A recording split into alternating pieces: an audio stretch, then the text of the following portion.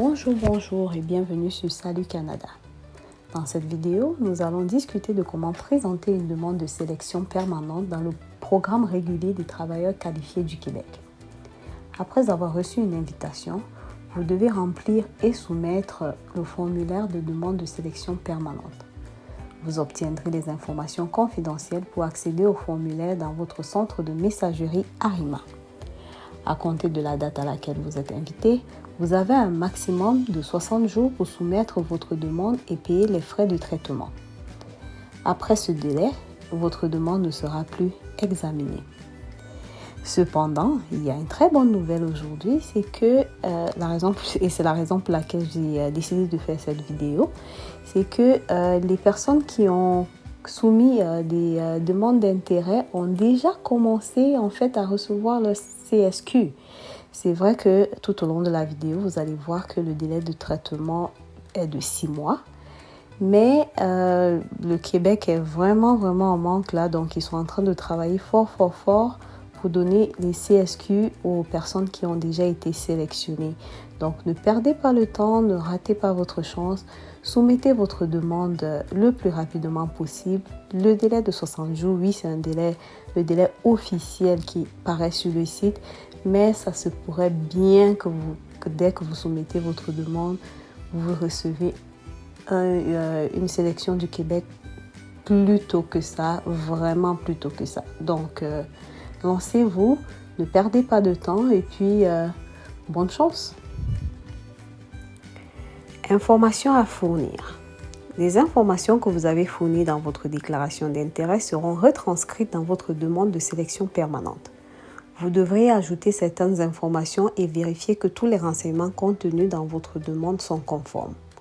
Vous devez préciser certaines informations dans votre demande de sélection permanente.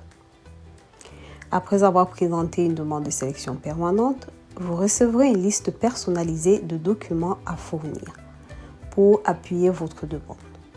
Vous recevrez aussi une demande pour obtenir une attestation d'apprentissage des valeurs démocratiques et des valeurs québécoises. Vous ne recevrez pas cette invitation si vous et votre famille avez déjà obtenu votre attestation.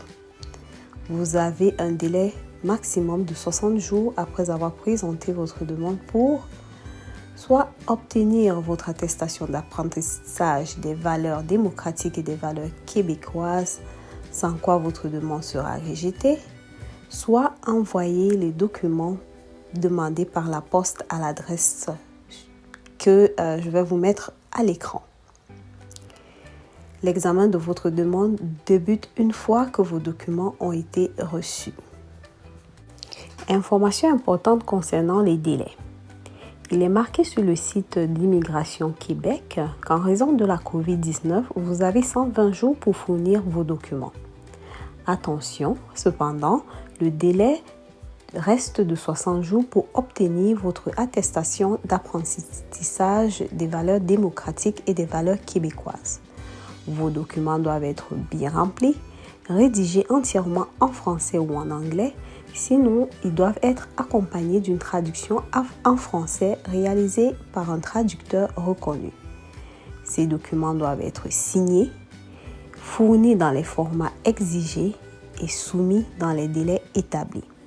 Si des documents sont incomplets dans votre demande ou ne sont pas fournis dans le format exigé, vous recevrez une lettre vous indiquant que vous avez 60 jours pour les faire parvenir. Passé ce délai, votre demande sera refusée. Payez les frais pour l'examen de votre demande. Voici les frais pour l'examen d'une demande de sélection permanente à partir du 1er janvier 2021. Ces frais sont ajustés chaque 1er janvier. Donc, pour la requérante ou le requérant principal, c'est 822 $.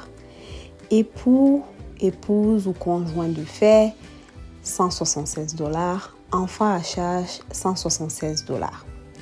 Vous avez un délai maximum de 60 jours après avoir présenté votre demande pour payer les frais pour l'examen de votre demande. Sinon, votre demande ne sera pas soumise.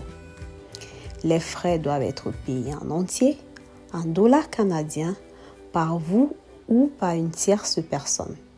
Ces frais ne sont pas remboursables. même si votre demande est refusée ou rejetée. Mode de paiement. Si votre demande de sélection permanente dans le programme régulier des travailleurs qualifiés est transmise en ligne, vous pouvez payer par carte de crédit lorsque vous présentez votre demande ou choisir l'option de payer par papier.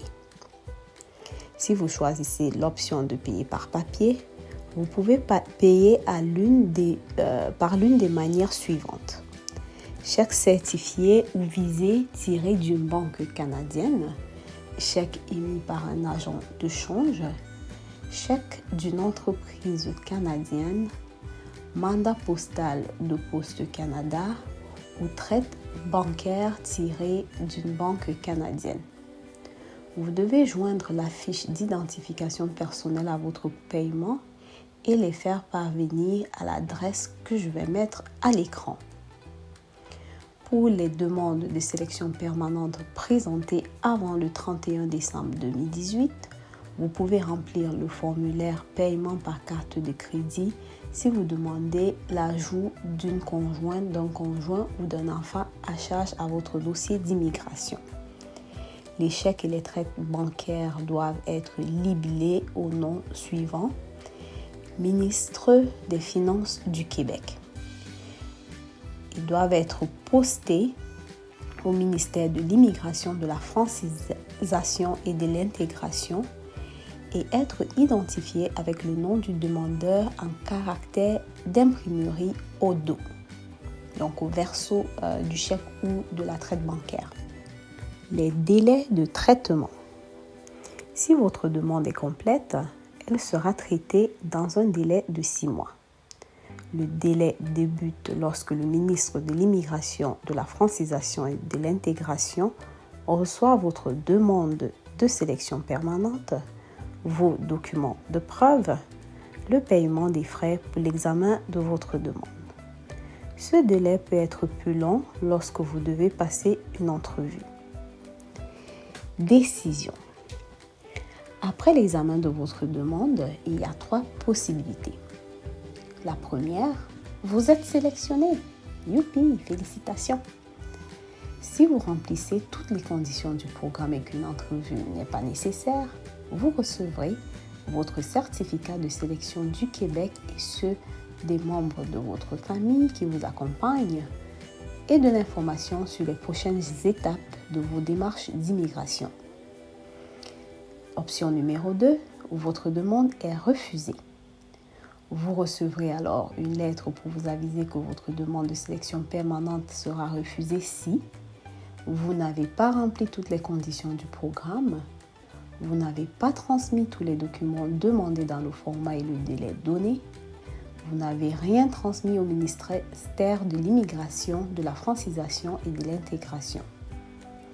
Vous devez présenter des documents ou des justifications qui pourraient bonifier votre demande et vous permettre de remplir toutes les conditions du programme pour être sélectionné. Suivant votre réponse dans le délai, l'examen de votre demande se poursuivra. Vous recevrez ensuite une décision d'acceptation ou de refus. Si vous ne répondez pas dans le délai demandé, votre demande sera refusée. Vous avez la possibilité de présenter une demande de réexamen administratif. Option numéro 3, votre demande est rejetée.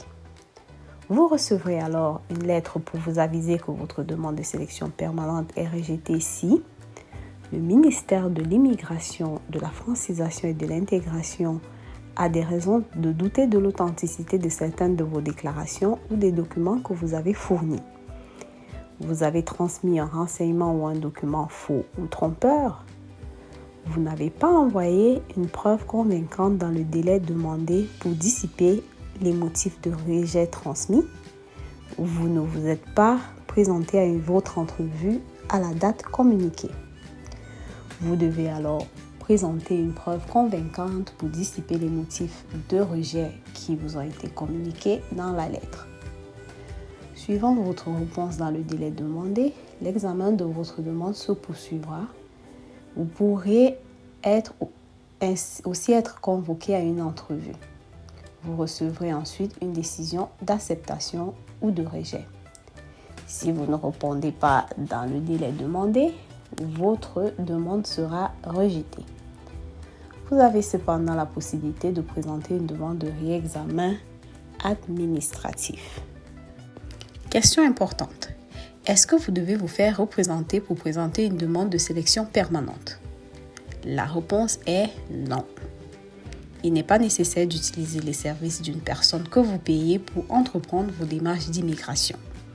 Aucun traitement prioritaire ou particulier ne vous sera accordé si vous avez recours au service d'une professionnelle ou d'un professionnel en immigration. Si vous décidez tout de même d'utiliser les services d'une personne rémunérée pour présenter votre demande, consultez la page Recours au service d'une personne rémunérée du site web de Immigration Québec. Votre représentant ou représentante et vous devez tous les deux avoir un compte dans la plateforme Arima. Ensuite, vous pourrez établir un lien de représentation dans vos comptes respectifs. Votre représentant ou représentante pourra à ce moment-là présenter votre demande. Nous arrivons au terme de cette vidéo. J'espère que vous avez trouvé des informations utiles qui vous aideront pendant votre processus d'immigration. Je tiens à remercier toutes les personnes qui sont abonnées à ma chaîne et qui contribuent à la faire grandir. Bonne immigration!